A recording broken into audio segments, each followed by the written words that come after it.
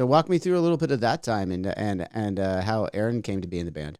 So when you guys let Aaron go, Aaron hit me. You know, we were already buds, and he knew that we needed a fill in because our fill in drummer, he only had like one more tour. We did like the Korn 20th anniversary tour with Suicide Silence and Korn, and we were gonna bring him in on that one to start filling in, but we already had our other dude, Joe Rickard. I don't know if you know him or not. He does a lot of production work. He played drums in the band Red.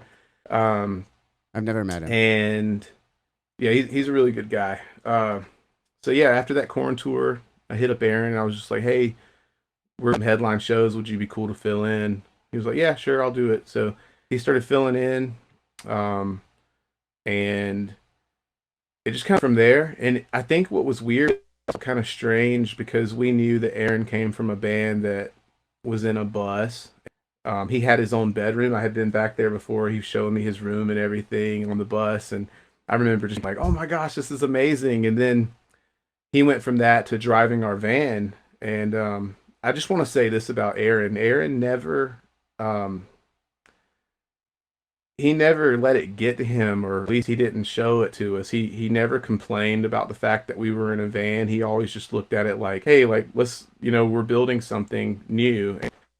I'm just grateful to be a part of something that you guys are passionate about, and so I just thought that that was really cool. That um, he just, a lot of people couldn't do that. I guess that's what I'm trying to say. I don't think a lot of people could go from being in one of the biggest bands in the world. Not to give you a big head, but you guys are one of the biggest bands in the world, and you know, to jumping in a van, a smelly van, and him driving the van most of the time, and never complaining about it. If there's anything that I can say about Aaron, it's that was really cool. That was Dude, really you cool. guys let him drive? You guys let Arin Ilejay drive that van most of Yeah, the time? yeah, You guys are braver than I thought. dude. Yeah, man.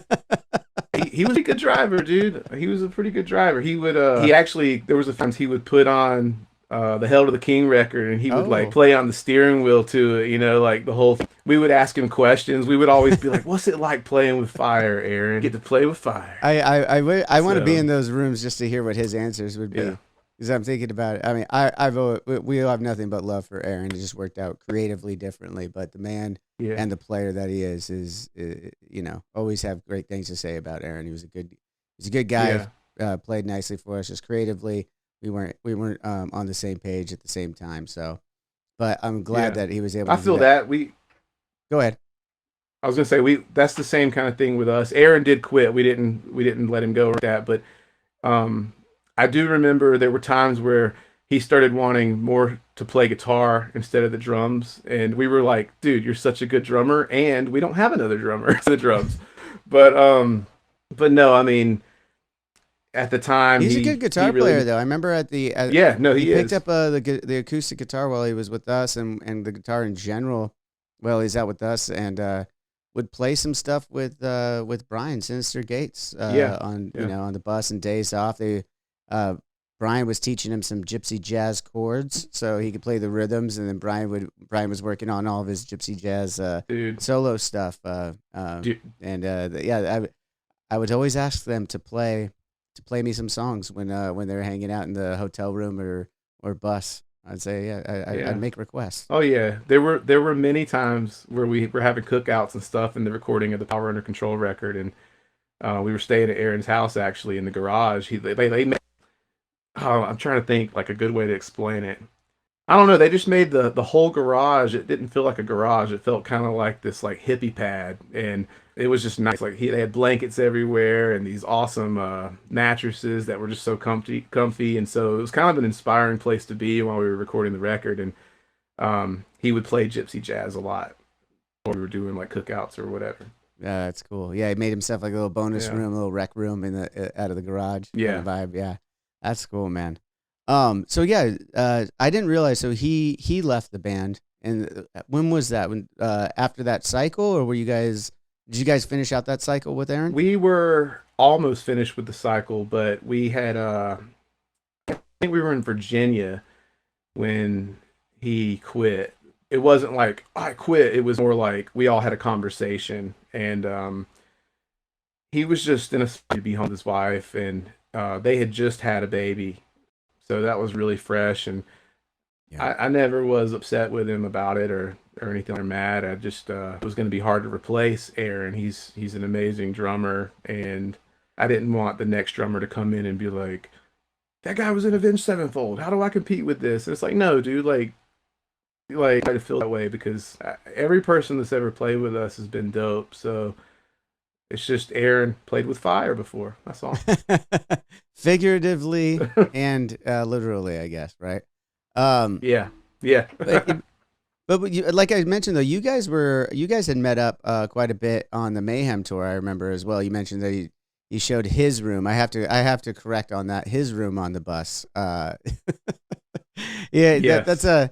We had star coaches and we've had them in the past, and there is a room back there, but it's shared. I don't want him to. I don't want him to get a big okay. head and be like, oh yeah, this is my room and my bus. No, Aaron. No. I thought it was his room No, only, bro. I say that and all teasing. Oh, okay. It is fun. Yeah, I don't remember what the bus situation was. We had star coaches and we'd all be on different Yeah. buses and stuff and everything. But yeah. So I mean, what were some of your first impressions with him on that Mayhem tour? I know that you were hanging out, as you mentioned, the guys with Korn as well, and O'Brien and Fieldy. You guys were out hanging pretty often when Yeah. you weren't on stage. So what were some of your first impressions, and again how that made it seamless to have Um, him fill in? my first impressions were he was really down to earth as far as he didn't come across like I don't know, people like they could come across as big shots or whatever, and he never did that. It was just kind of like, hey, like I come watch your set, and yeah, and he was like, all right, well, walk down the hall to make sure you're out of the way. Because one time I was standing in the hallway and I like waved to Aaron, and Big T was like, back up, and Aaron was like, I'll talk to you after, and like it was just funny because we ropes. We were just like, I don't know, like, are we allowed to go watch them on stage, side stage, or whatever? It was cool, but as far as like hanging out with Fieldy and Brian, we were having gosh, it sounds like such a like a cultish, like weird, like seance thing. We were having Bible studies every once in a while on that tour, and so we were meeting up, and some we believe some of Yeah. the same things for the most part. We were just encouraging one another, and we weren't in there plotting to take mayhem out there and be like, "You're gonna know about Jesus." Like, no, like it was literally just there were some of us that were like, "Oh, like it's kind of like finding somebody else who likes WCW or WWF at the time." It was like, "Oh, let's connect." Like, Yeah. so for any of those that don't know wrestling stuff, Oh, don't worry, we're getting into the wrestling stuff, and probably right. I was gonna say, I hope Oh I no. hope we're gonna talk Oh about no, that. that's There's a lot of stuff. that's the coup de grace of the conversation here. I just wanted to make sure we mentioned our mutual friend Aaron. Do you stay in contact with him much? I don't talk to him much. And again, that's not on purpose or anything. Right. Every once in a while, we've sent each other memes and stuff. If I see what he's doing online, as far as in his life, like I'll like it.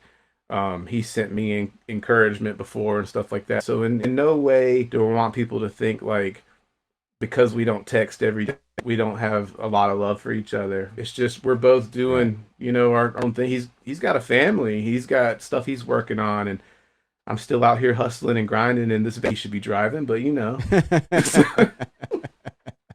Well, I love it. All love to Arin Ilejay. Honestly, good yeah. guy, good mutual friend Yeah. here.